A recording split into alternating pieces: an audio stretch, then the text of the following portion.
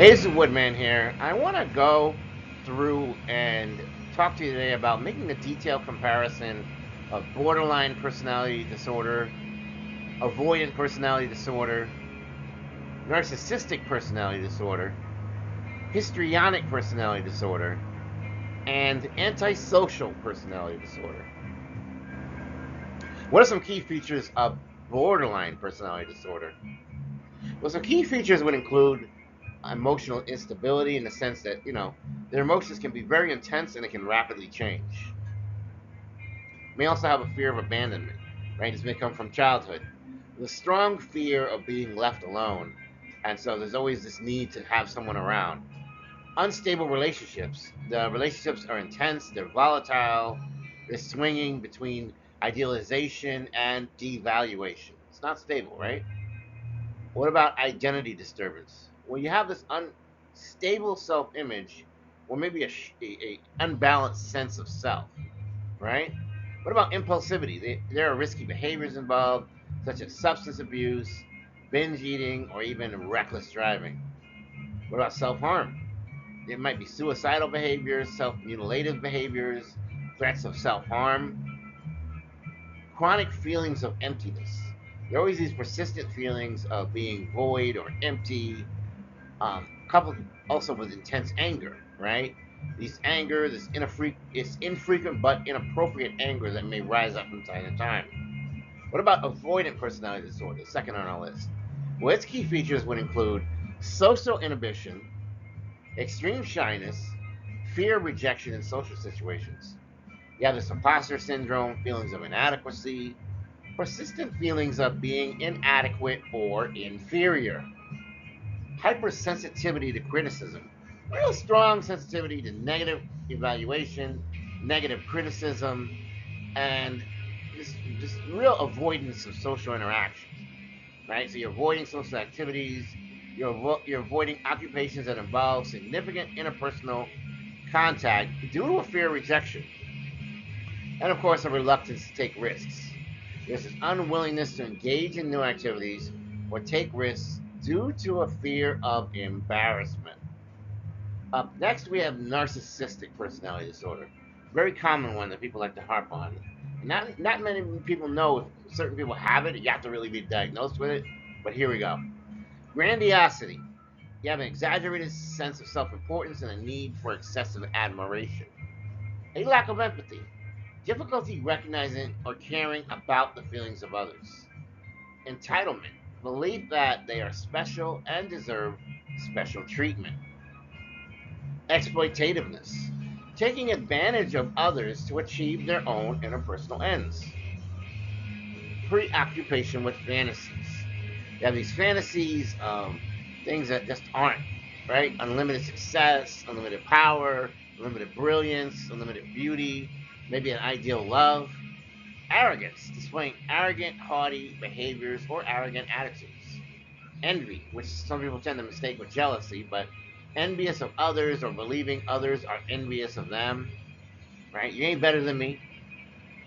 What about histrionic personality disorder?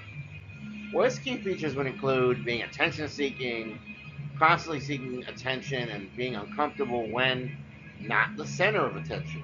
Hey, all the eyes on me, right? Emotionality, displaying these rapidly shifting and very, very shallow emotions. Exaggerated emotions. Expressions of emotion may be exaggerated here and almost even theatrical. You're going out of your way to display emotions, right? What about seductive behaviors? There may be inappropriate, sexually seductive, or provocative behaviors going on.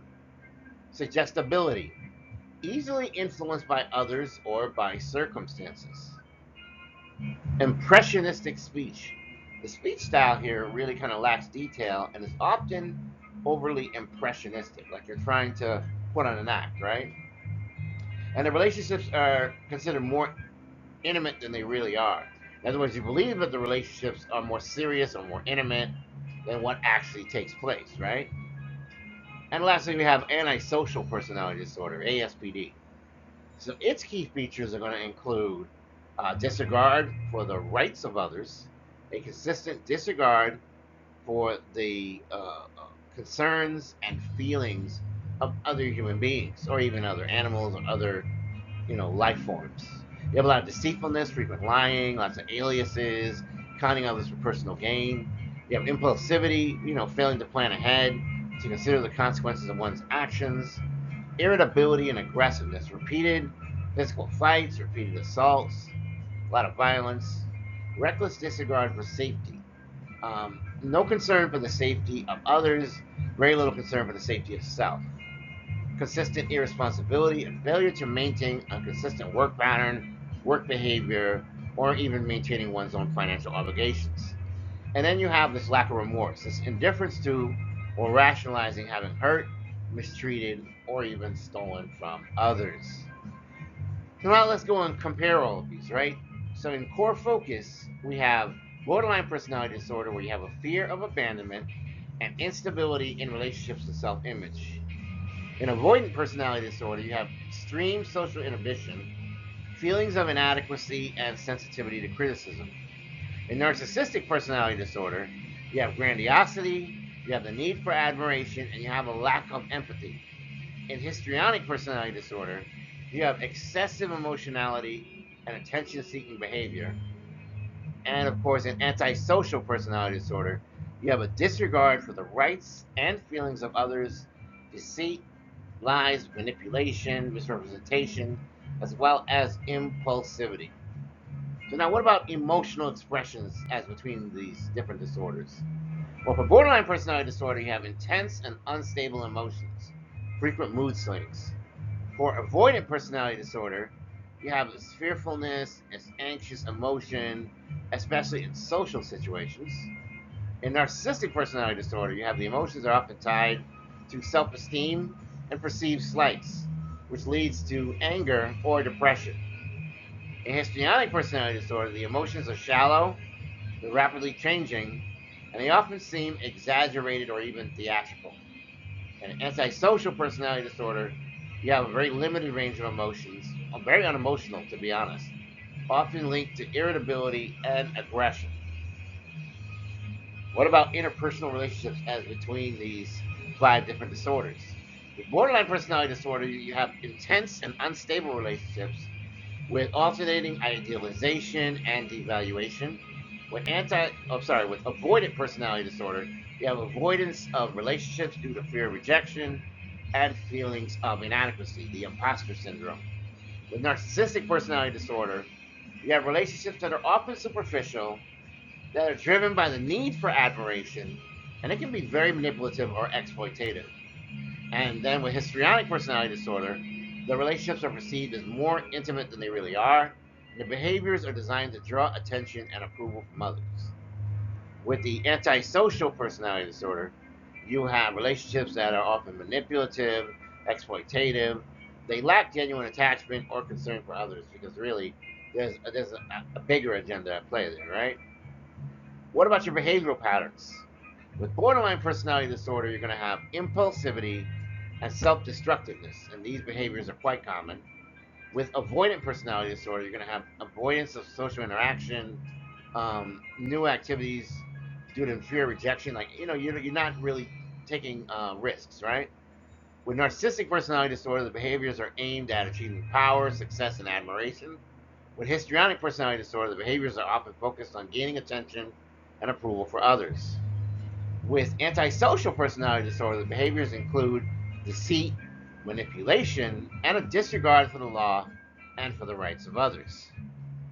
Each disorder is going to require a tailored therapeutic approach, focusing on the specific needs and challenges associated with the disorder.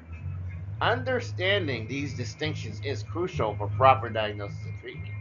And really and truly speaking, even though this is a public service announcement on my part, do not take this as any way being some sort of psychological or psychiatric advice or treatment. You should really go to a professional. You should have them use their instruments to do an evaluation, and you should get a professional opinion before you even begin to think that you know how to diagnose someone else or yourself, and before you even begin to think that you know how to find the solutions to your problems.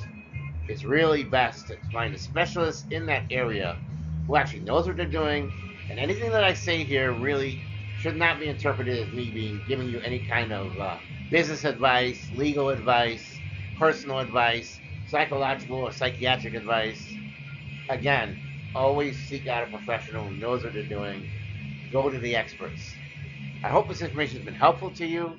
This is Woodman here for Saturday, May 25th, 2024. I hope you enjoyed this information. Please continue to like, share, and subscribe. I love you all. Please continue to support my channel. Have a wonderful and blessed start of your Memorial Day weekend. Take care.